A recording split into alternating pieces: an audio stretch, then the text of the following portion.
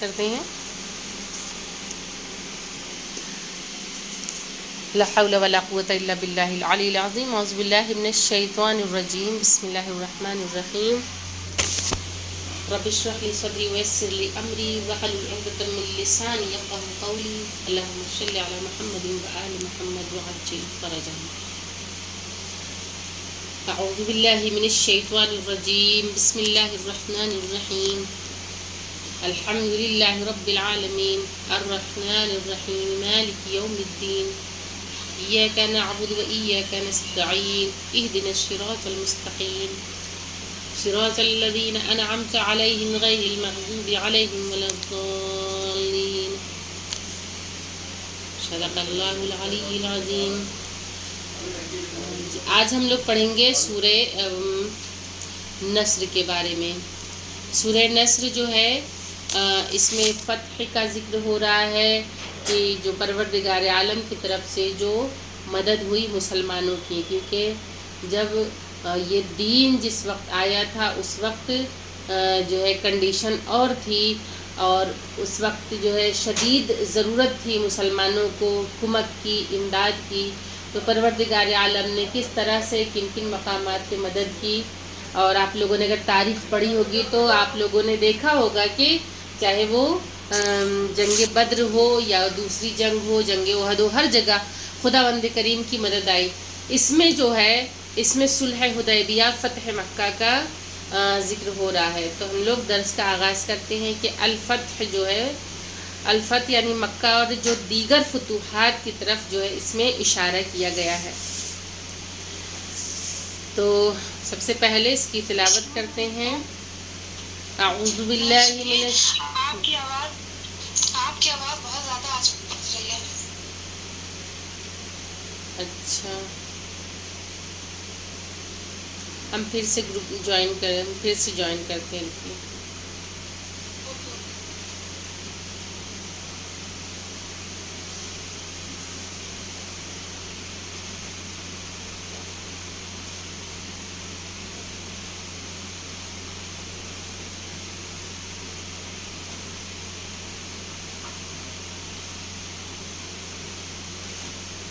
جی اب آ رہی ہے آواز؟ جی آواز. اوکے ٹھیک ہے. تو اس میں جو ہے وہ فتح مکہ کا فتح کا جو ذکر ہے، صلح حدیبیہ کا مطلب وہی پروردگار کی جو مدد تھی. تو ان تمام چیزوں کے بارے میں پروردگار عالم نے اس کی جب ہم تفسیر میں جائیں گے تو ہمیں پتہ چلے گا. تو ابھی فی الحال اس کی تلاوت کرتے ہیں، اس کا ترجمہ دیکھتے ہیں. اور بہت ہی چھوٹی سی سورہ ہے لیکن معنی کے اعتبار سے بڑی ہے. اعوذ باللہ من الشیطان الرجیم. بسم اللہ الرحمن الرحیم. اذا جاء نصر اللہ والفتح ورأيت الناس يدخلون في دين الله أفواجا فسبح بحمد ربك واستغفره إنه كان توابا. صدق اللہ العلی العظیم. اس سورہ میں ہے کہ ذکر ہو رہا ہے فتح کا کہ اذا جاء نصر اللہ والفتح، جب خدا کی مدد اور فتح کی منزل آ جائے گی. وَرَأَيْتَ النَّاسَ، رأیت یعنی کہ دیکھیں گے. وَرَأَيْتَ النَّاسَ کون دیکھے گا؟ لوگ دیکھیں گے. آپ دیکھیں گے کہ لوگ دین خدا میں فوج در فوج داخل ہو رہے ہیں. وَرَأَيْتَ النَّاسَ يَدْخُلُونَ فِي دِينِ اللَّهِ أَفْوَاجًا. افواجہ جو ہے وہ فوج کی جمع ہے. تو فوج در فوج، گروہ در گروہ لوگ جو ہے دین کی طرف آئیں گے. فسبح بحمد ربک واستغفر، کہ پس تم تسبیح کرو، حمد کرو. کس کی؟ پروردگار عالم کی. فسبح بحمد ربک واستغفر، تو اپنے رب کی حمد کی تسبیح کرے اور اس سے استغفار کرے کہ وہ بہت زیادہ توبہ قبول کرنے والا ہے. इन्नहु कान तव्वाबा। तो ये इसका तर्जमा रहा कि परवरदिगार आलम एक तरफ फतह का जिक्र कर रहा है, और फतह भी किस तरह हो रही है कि उसमें खुदा की नुसरत शामिल हाल है कि परवरदिगार आलम की अगर मदद न होती तो ये दिन तो कब का तबाह बर्बाद हो चुका होता, क्योंकि कुफ़ार के पास तो बहुत सारा लश्कर था, बहुत सारे वसाइल थे, और चाहते तो वो सब हावी हो सकते थे। लेकिन जब खुदा की मदद हो जाती है तो बड़े बड़े लश्कर एक तरफ और यको तन्हा हक जो है वो एक तरफ। जैसा कि हमने करबला में देखा, वहाँ का दर्स हमें मिलता है कि यजीद के पास बहुत बड़ा लश्कर था, लेकिन वो हार गया, उसका नाम लेने वाला कोई बाकी नहीं बचा।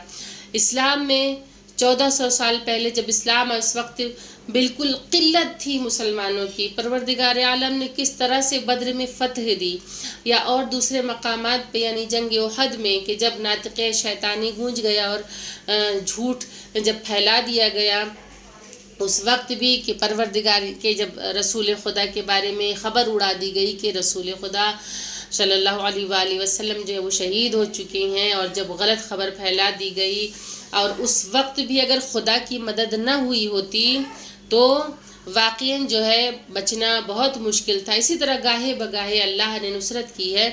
तो क्या फरमा रहा है परवरदिगार इसमें, जब खुदा की मदद और फ़तह की मंजिल आ जाए। अब यहाँ पे इशारा हो रहा है फ़तह मक्का की तरफ। फ़तह मक्का जो है वो कौन सी फ़तह है उसके बारे में कि मुसलमान फ़तह के लिए बेचैन थे, खुदा ने मदद भेजकर मक्के को फ़तह करा दिया, और उसके बाद तस्बीह इस्तिग़फ़ार का मुतालिबा कर दिया कि इंसान के दिल में फ़तह का गुरूर पैदा होने न पाए, और मसले की अहमियत के पेश नज़र ख़ुद पैगम्बर इस्लाम को मुखातिब बना दिया कि रसूल खुदा हज़रत मोहम्मद मुस्तफ़ा सल्लल्लाहु अलैहि वसल्लम को मुखातिब करके परवरदिगार आलम क्या फरमा रहा है कि तो अपने रब की हम्द की तस्बीह करें और उससे इस्तिग़फ़ार करें।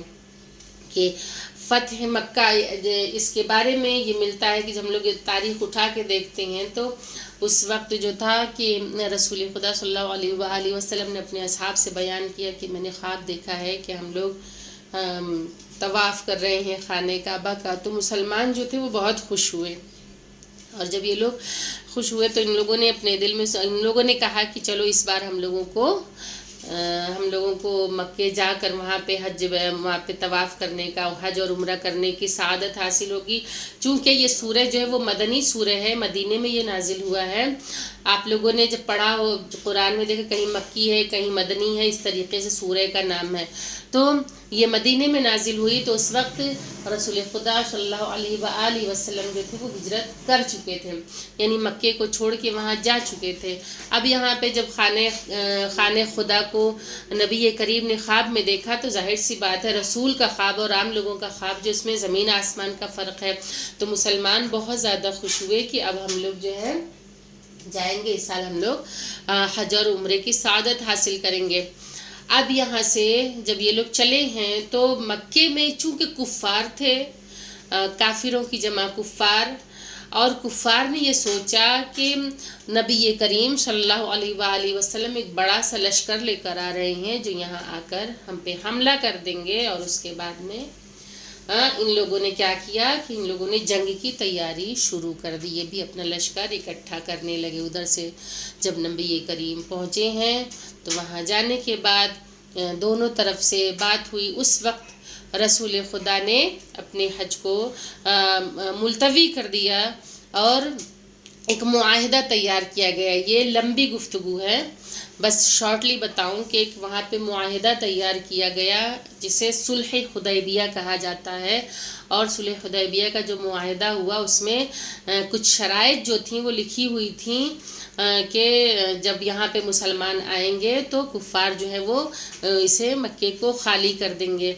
उसके अलावा ये था कि अगर वहाँ से यानी कि दुश्मन की तरफ का अगर कोई हमारे कब्ज़े में आ जाता है, पकड़ा जाता है तो हम उसको छोड़ देंगे, लेकिन अगर हमारी तरफ का कोई वहाँ पे अगर पकड़ा जाता है यानी कुफ़ार अगर पकड़ लेते हैं किसी मुसलमान को तो फिर हम जो है ہم نہیں چھڑائیں گے.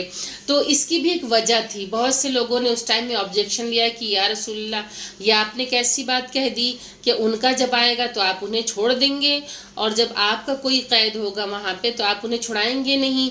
تو لوگوں نے اختلاف کیا کیونکہ اکثر جو ہے لوگ اختلاف بہت سی باتوں کا کرتے رہتے ہیں. تب یہاں پہ رسول خدا کے خلاف لوگ آوازیں اٹھانے لگے. چند لوگ تھے ایسے جن لوگوں نے ایسا کیا. تو اس وقت اس کے تحت جو مصلحت تھی وہ مصلحت یہ تھی کہ جب کفار کا کوئی مسلمانوں کے درمیان پکڑا جائے گا تو مسلمانوں کا نبی کا اخلاق دیکھ کے وہ ایمان لے آئے گا. اور اس طرف اگر مسلمانوں میں سے کوئی پکڑا جائے گا تو جو مسلمان وہاں جائے گا وہاں پہ وہ جانے کے بعد اپنے دین کو نشر کرے گا تو وہاں بھی لوگ ایمان لے آئیں گے. تو اس میں ایک جو ہے راز پوشیدہ تھا, ایک راز مضمر تھا کہ اگر یہاں سے مسلمان کفار میں پکڑے جاتے ہیں تو ہم نہیں چھڑائیں گے. اس کا راز یہ تھا کہ ایک مسلمان اگر وہاں پکڑا جائے گا تو وہ تبلیغ دین کرے گا اور اس کے ذریعے لوگ دین میں داخل ہوں گے. اور اگر یہاں پکڑا جائے گا کوئی کافر اگر یہاں پکڑا جاتا ہے مسلمانوں کے پاس تو اسے ہم آزاد کر دیں گے. یعنی کہ ہمارا اخلاق دیکھ کر وہ ایمان لے آئے گا اور جب وہ ایمان لائے گا تو جب اپنے گروہ میں جائے گا تو وہ ہماری تعریف کرے گا, یعنی اسلام کی تعریف کرے گا.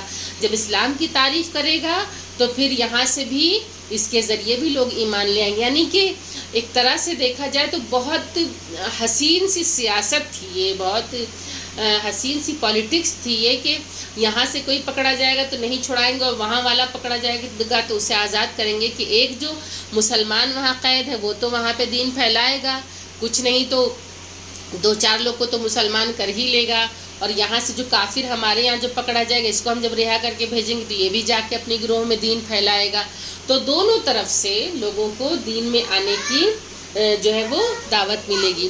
تو اس وقت جو معاہدہ تیار ہوا تو اس معاہدے کو لکھنے کے لیے مولا کائنات حضرت امیر المومنین علی بن ابی طالب علیہ السلام نے اس معاہدے کو تحریر کیا. تو پروردگار عالم نے واضح رہے کہ فتح مکہ کی تمہید صلح حدیبیہ ہے اور فتح مکہ کی تکمیل خانہ کعبہ ہے کہ جس میں بت شکنی اور دونوں کام جو تھا وہ حضرت علی علیہ السلام نے انجام دیا کہ چاہے وہ خانہ کعبہ سے بتوں کو گرانا ہو, اس کی بت شکنی کرنا ہو, کہ تطہیر کعبہ کا اگر مسئلہ ہو تو وہ بھی مولا کائنات تھے کہ جنہوں نے حضرت علی ابن ابی طالب کے جنہوں نے خانہ کعبہ سے بتوں کو توڑ کر باہر نکال دیا. اور چاہے وہ فتح مکہ والی بات یعنی کہ یہاں پہ جو ایک تمہید جو تیار کی گئی ہے یعنی کہ فتح جو ہے کس لیے یہاں صلح حدیبیہ کا جو ہے ذکر آ رہا ہے, تو ایک جو تمہید ہوئی ہے یہ صلح حدیبیہ ہے. تو ٹھیک ہے, یہاں پہ پھر امیر المومنین علیہ السلام نے بھی اس کا جو تھا معاہدہ تیار کیا. اب یہاں پہ کیا ہے کہ اور آپ دیکھیں گے کہ لوگ دین خدا کی طرف فوج در فوج داخل ہو رہے ہیں. میرے خیال سے سمجھ میں آ گیا ہوگا اس کا پورا آپ لوگوں کو. تو اپنے رب کی حمد تسبیح کریں اور اس سے استغفار کریں اور وہ بہت زیادہ دعا توبہ قبول کرنے والا ہے کہ پروردگار عالم اب یہاں پہ مطالبہ کرتا ہے نبی کریم حضرت محمد مصطفیٰ صلی اللہ علیہ وآلہ وسلم کو مخاطب کر کے کہ اب کیونکہ فتح حاصل ہو گئی, فتح کی منزل آ گئی, جب فتح کی منزل آ گئی تو ظاہر سی بات ہے کہ پروردگار عالم نے اپنی حمد کا مطالبہ کیا کہ اب میری تسبیح کرو, میری حمد کرو, میرا شکریہ کرو. کیونکہ جب بھی انسان کسی کو ایک کامن چیز کہ اگر ہم لوگ چھوٹا موٹا تحفہ بھی آپس میں دیتے ہیں تو ایک تشکرانہ سا انداز ہوتا ہے ہمارا جب ہم قبول کرتے ہیں تحفہ. تو یہاں پہ تو پروردگار عالم نے اتنی بڑی فتح دی ہے مسلمانوں کو, اتنی بڑی فتح دی ہے نبی کریم کو, تو اپنے رب کی تسبیح کریں اور استغفار کریں کہ وہ توبہ قبول کرنے والا ہے. کہ اب یہاں پہ ایسا اللہ نے کیوں کہا کہ مسلمانوں کے اندر غرور پیدا نہ ہونے پائے. فتح کا غرور ان کے اندر اگر پیدا ہو جائے گا تو یہ اکڑ جائیں گے, ان کے اندر انا آ جائے گی. تو وہیں پہ اللہ نے کیا کہا کہ تسبیح کرو, حمد کرو, کس کی کرو, اللہ کی کرو, اور استغفار کرنے کا حکم دے رہا ہے خداوند متعال. تو یہ آج کا جو ہے سورہ نصر کی تفسیر رہی کہ اس میں فتح کا ذکر آیا ہے، اور توبہ و استغفار کی ویسے بھی بہت زیادہ اہمیت ہے کہ جو توبہ کرنے والے ہیں، جو استغفار کرنے والے ہیں، وہ خداوند کریم کی بارگاہ میں بہت زیادہ پسندیدہ ترین ہیں کہ خداوند کریم اس عمل خیر کو، کیونکہ استغفار خود ایک عمل خیر ہے اور خدا کو بہرحال یہ بہت زیادہ پسند ہے کہ جو انسان استغفار کرتا ہے، خداوند کریم پروردگار عالم رحمان الرحیم معبود اسے پسند فرماتا ہے، اور جو اللہ کا شکر ادا کرے، جو اس کی تسبیح کرے، کہ جب خداوند کریم کا انسان شکریہ ادا کرتا ہے تو اللہ نعمتوں میں اضافہ فرماتا ہے۔ کہ جب ہم دعائے عرفہ پڑھتے ہیں امام حسین علیہ السلام کی، تو امام حسین علیہ السلام نے کتنے بہترین جملے ارشاد فرمائے ہیں، اور امام نے کس طرح سے ایک شکریہ کا طریقہ سکھایا ہے۔ دعائے عرفہ کے روزے 9 ذی الحجہ، یعنی کہ ایک دن پہلے حج کے میدان عرفات میں اس دعا کو پڑھنا بہت زیادہ ثواب ہوتا ہے، اور جو نہیں پہنچ سکتا اس جگہ پہ وہ اپنے گھر پہ اسے یعنی کہ اس دعا کو پڑھے 9 ذی الحج کو۔ تو اس میں امام حسین علیہ السلام نے شکریہ کا طریقہ کتنا بہترین بتایا ہے کہ ایک ایک عضو بدن کا، ایک ایک نعمت کا شکریہ ادا کیا ہے کہ اللہ کا اگر شکر ادا کرنا ہے تو ان سے سیکھا جائے، اہل بیت علیہم السلام سے سیکھا جائے، خاندان رسالت سے سیکھا جائے کہ کس طرح سے اللہ کا شکریہ ادا کرنا ہے۔ اور امام حسین علیہ السلام ارشاد فرماتے ہیں، کیا فرماتے ہیں کہ پروردگارا اس نے کیا پایا جس نے تجھے کھو دیا، اور پروردگار جس نے تجھے پا لیا اس نے کھویا ہی کیا۔ کہ جو خدا کو پا جائے پھر دنیا کی ہر چیز اگر اس سے دور ہو جاتی ہے تو کوئی مطلب نہیں ہے، کیونکہ خدا کو پا لینا ہی سب کچھ پا لینا ہے۔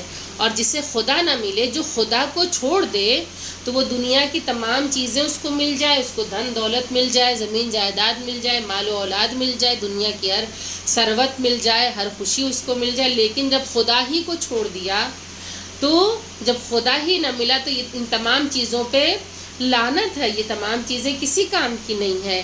تو جو خدا کو پا جائے تو غربت میں بھی مزہ ہے کہ جب پروردگار عالم کی محبت جس کے دل میں حلول کر جائے، خداوند کریم کی محبت جس کے دل میں حلول کر جائے، اور خداوند کریم کا خوف جس کے دل میں حلول کر جائے، تو پروردگار عالم دنیا کی ہر شے سے بے خوف کر دیتا ہے اسے۔ جو اللہ سے ڈرتا ہے وہ دنیا کی ہر شے سے بے خوف ہو جاتا ہے، اور جو دنیا سے ڈرنا شروع کر دیتا ہے پھر پروردگار عالم اسے دنیا کے بھروسے ہی چھوڑ دیتا ہے، اور پھر وہ دنیا ہی سے ڈرتا رہتا ہے، خوف خدا اس کے دل میں نہیں ہوتا ہے۔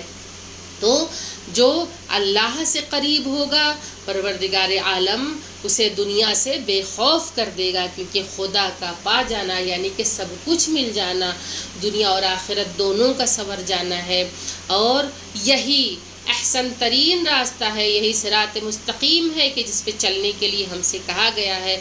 اور بس حمد کرے، تسبیح کرے کہ پروردگار عالم خود ارشاد فرماتا ہے قرآن مجید میں کہ میری نعمتوں کا شکریہ ادا کرو۔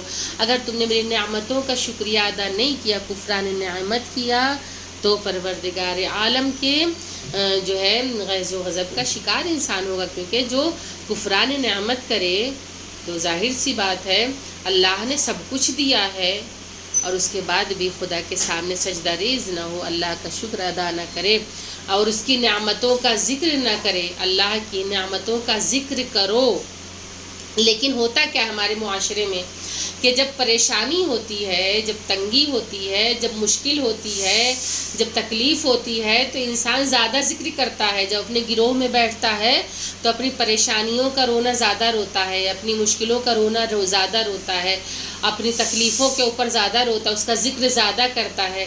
لیکن جب اللہ نعمتیں دینا شروع کرتا ہے، جب خداوند کریم رزق دینا شروع کرتا ہے، جب اللہ دولت دینا شروع کرتا ہے، جب پروردگار عالم کی طرف سے رحمتیں آتی ہیں، تو انسان اس کا ذکر نہیں کرتا، پھر لوگ چھپاتے ہیں۔